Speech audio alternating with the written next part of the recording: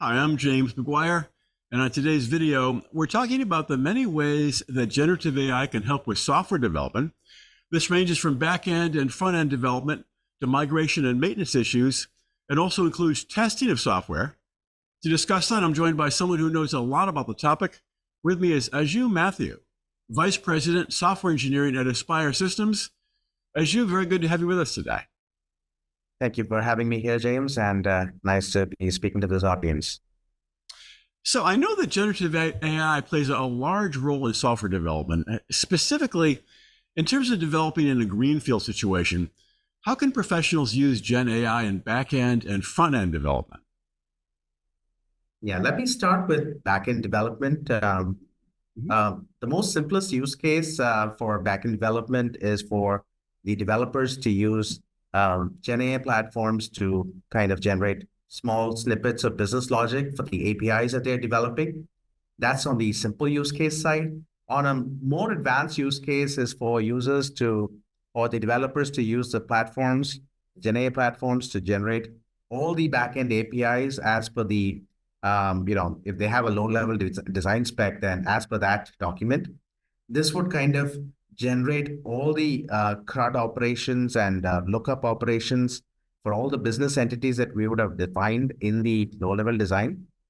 And this would typically require advanced prompt chaining and appropriate parameterization. And from a parameters perspective, you can look at changing the specified language in which the code gets generated with associated best practices.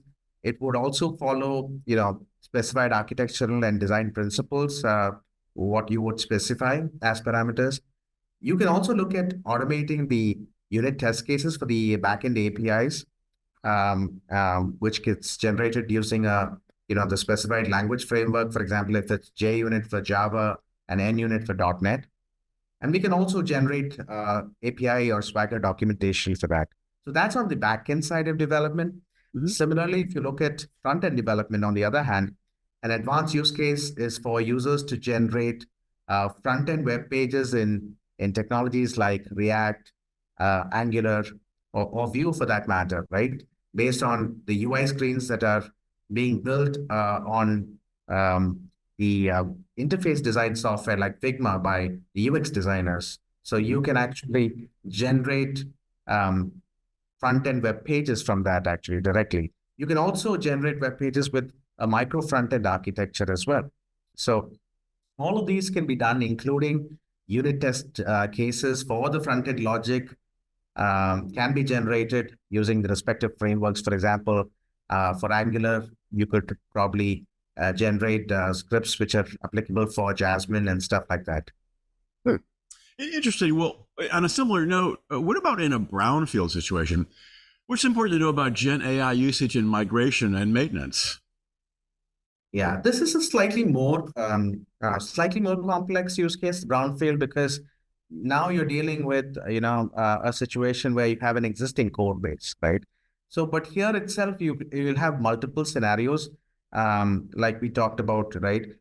We have from a maintenance standpoint, users can or the developers can use generative AI platforms to basically generate bug fixes or fixes for the code issues, or basically have incremental business logics for any API functional changes. Basically, tools like Amazon Q support this functionality already, and we have seen that available in the market as we speak. And users can also use these platforms to reverse engineer code. So basically extracting the business logic and documenting it. And this is basically useful for understanding legacy code bases. So that's on the maintenance standpoint. Similarly, from a migration standpoint, users can, and this is, again, an advanced use case, users can use the generative AI platforms to upgrade the technology frameworks. For example, there are Gen AI platforms like, again, I spoke about Amazon Q earlier. It supports, Java upgrade from an older version to a newer version. So these are some of the use cases, that I can think of for both migration and maintenance in a brownfield scenario, James.